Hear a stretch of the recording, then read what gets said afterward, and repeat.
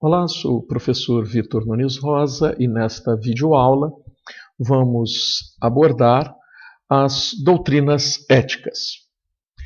Vamos iniciar o nosso estudo comentando a teoria deontológica da norma a partir da obra Ética do professor Adolfo Sanches Vázquez. A teoria deontológica da norma, defendida por Kant, parte de alguns princípios. Destacam-se: o dever, em cada caso particular, deve ser determinado por normas válidas, independentemente das consequências de sua aplicação. Explicando, devemos agir sempre pelo dever. Se existe uma norma moral que determina o que deve ser feito, então devemos fazer em todas as situações em que ela for necessária. Isso porque a ação moralmente boa é aquela realizada pelo dever, exigindo da pessoa uma atitude autônoma, isto é, livre e responsável, de tal modo que a pessoa não venha agir da maneira correta por causa do medo do castigo ou por esperar uma consequência vantajosa daquele ato. É o que diz esta afirmativa. A ação moralmente boa é aquela realizada pelo dever, sem levar em consideração o medo do castigo ou o cálculo interesseiro das consequências vantajosas ou prejudiciais dos nossos atos. As normas morais devem ser cumpridas de forma autônoma, isto é, livre e consciente. Quando é que nós agimos moralmente, segundo Kant? Agimos moralmente quando agimos como seres racionais, de acordo com uma norma universal, válida somente, não somente para mim, mas para todos os seres humanos, que não admite exceções em nosso favor. Então, a condição para definir que estamos agindo moralmente quando nós agimos como seres racionais, obedecendo, colocando em prática uma norma universal. Esta norma universal vale para todos e não admite abrir uma exceção. Por exemplo, se há uma norma moral que diz não mentir, eu devo contar a verdade em todas as circunstâncias, mesmo que isso possa causar de alguma forma algum tipo de prejuízo para mim. Mas é a obrigatoriedade. Nesse sentido, essa norma moral universal é traduzida como imperativo categórico. O imperativo categórico, para Kant, é uma norma que vale sem abrir exceções e declara que uma ação é objetivamente necessária, como o exemplo de não mentir. E esta ação não está subordinada a um fim ou a uma condição. Ela, por si mesma, ela deve ser cumprida.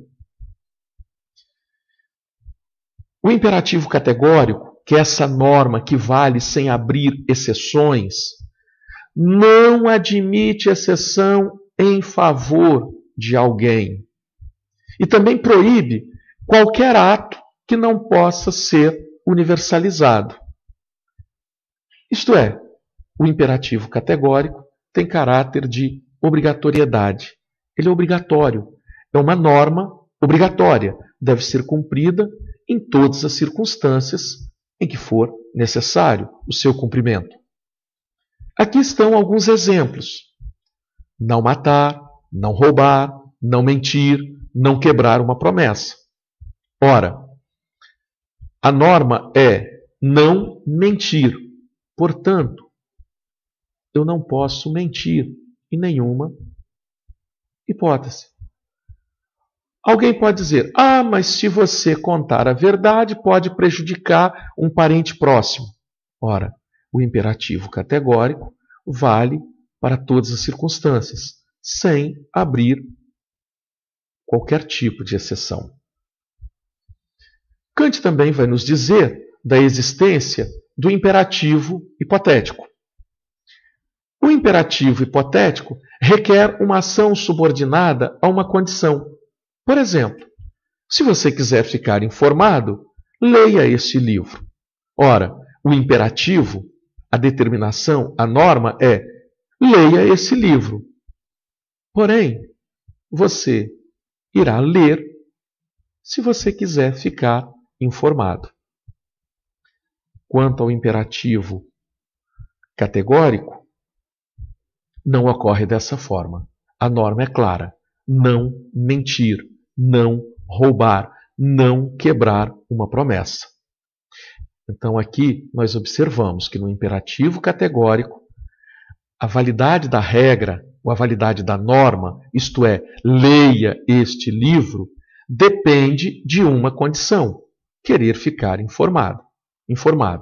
Ou seja, a finalidade, querer ficar informado, é a condição para você realizar ou não a ação. Continuando, a vontade boa resulta do agir por dever, que significa agir sempre em conformidade com a lei moral expressa nos imperativos categóricos. E aqui a insistência da teoria deontológica da norma. O dever se cumpre pelo próprio dever, pelo sentimento do dever de obedecer aos imperativos categóricos. Então, pode-se dizer que a ética kantiana defende um dever para todas as pessoas, independentemente da situação social e do conteúdo concreto. É uma moral autônoma por reconhecer que o comportamento moral pertence a um sujeito autônomo, livre, ativo e criador. Requer autonomia. As pessoas devem cumprir a norma não por medo, mas por consciência. Também a ética kantiana opõe-se às morais heterônomas, ou seja, aquelas morais que determinam que o indivíduo deve cumprir a norma moral por medo do castigo, por medo, por exemplo, de ser repreendido por um superior. As morais autônomas são aquelas segundo as quais as leis que governam a consciência vêm de fora do próprio indivíduo. Vamos adiante. Além da teoria deontológica da norma, que é uma doutrina ética, há também o utilitarismo, defendido por dois grandes pensadores, Jeremy Bentham e John Stuart Mill.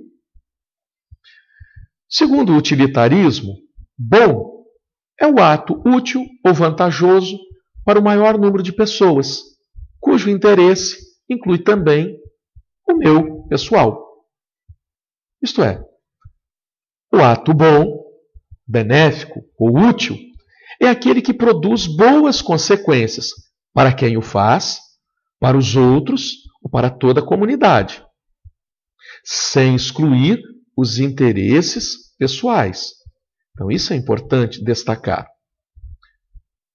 O utilitarismo defende que o ato bom é o ato útil ou que promove vantagens para o maior número de pessoas, incluindo o próprio interesse ou o interesse de quem faz.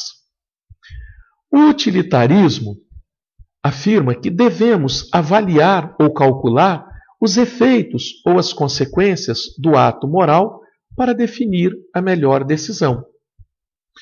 Imagine a seguinte situação. Uma determinada empresa deve demitir um número de empregados para garantir o seu funcionamento. Se o responsável pela escolha de quem será demitido pensar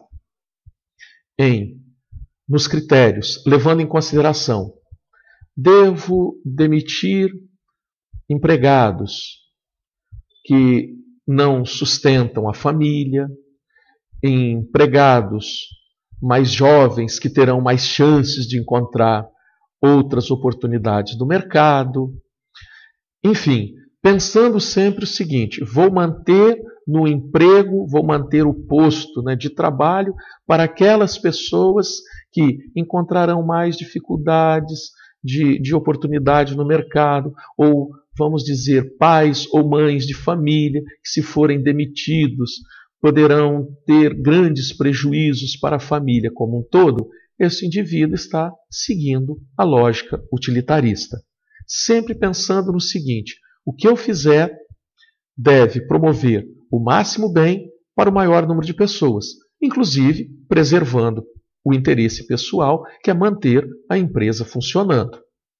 Nós temos aqui algumas situações polêmicas, mas que podem ser colocadas aqui, inclusive para reflexão e debate, não é? Em outros momentos, em outras situações. Por exemplo, a questão do uso do bafômetro, por exemplo. Então, a pessoa pode alegar, né, dizendo que isso está ferindo um direito pessoal. Não, eu não aceito porque eu não quero produzir provas contra mim mesmo. Então, se eu for obrigado a fazer isso, está causando um grande prejuízo. Não estão respeitando o meu direito, né, o direito da pessoa, do indivíduo. Outros podem alegar, é melhor desrespeitar, né, um direito individual pensando no benefício social, né? Então, isso aí acontece, né? E podem pensar em outras situações do dia a dia, segundo ou nas quais, por exemplo, numa manifestação, há um grupo de 100 pessoas fazendo uma manifestação numa via de grande fluxo de veículos. Então, em razão disso, toda a cidade fica parada. Então, vem uma intervenção do poder público, retirando essas pessoas deste lugar estratégico. Essas pessoas podem alegar: temos o direito de fazer o protesto, de manifestar a nossa opinião. No entanto, naquele momento, elas são retiradas pensando no maior bem para o maior número de pessoas. Então, esse é o posicionamento da visão utilitarista. E aqui é interessante, né? O utilitarismo sempre vai dizer o seguinte: precisamos avaliar as intenções pretendidas, ou seja, os objetivos, quais são os nossos objetivos e quais são as consequências resultantes dessa nossa ação. E devemos orientar sempre as nossas ações para os outros, na busca de resultados positivos para a maioria. Neste sentido, o utilitarista sempre vai analisar o custo e os benefícios de cada curso de ação. E a opção mais desejável acaba sendo aquela que produz mais benefícios em relação ao dano ou ao custo que poderia ocorrer. Então, sempre pensando no máximo bem para o maior número de pessoas. Uma outra teoria, ou uma outra corrente filosófica que gerou, né, uma doutrina ética, é o pragmatismo norte-americano. E aqui nós vemos, né, os 3 grandes representantes deste pensamento filosófico: Charles Peirce, William James e John Dewey. E aqui é importante, né, observarmos as condições históricas do surgimento do pragmatismo norte-americano. Primeiro, o progresso científico e técnico nos Estados Unidos, no século XIX. Então, isso tudo criou um ambiente propício para desenvolver o espírito de empresa tipicamente capitalista, com isso mercantilizando, né, as várias atividades humanas. Tempo é dinheiro, então precisamos focar as questões de ordem prática. Portanto, o pensamento filosófico pragmático, típico de uma sociedade capitalista norte-americana, vai focar as questões práticas e utilitárias do dia a dia, sendo contrário a qualquer tipo de metafísica numa perspectiva especulativa. Em outras palavras, os pragmáticos não vão discutir sexo dos anjos, como falamos popularmente. Eles vão se envolver com as questões práticas do dia a dia. Por isso mesmo, do ponto de vista ético, vão identificar a verdade com o útil, com aquilo que ajuda a viver, com aquilo que ajuda a conviver, a resolver problemas no dia a dia. Então, a verdade vai ser aquele conhecimento que me leva a resolver um problema. Em outras palavras, bom é aquilo que conduz de forma eficaz ao alcance de uma finalidade. Em razão disso, o pragmatismo acaba por esvaziar os valores, os princípios e as normas de conteúdo objetivo. Ou seja, o que é bom é aquilo que vai resolver um problema num determinado momento. Por isso mesmo, o valor do que é bom varia de acordo com cada situação. Imagine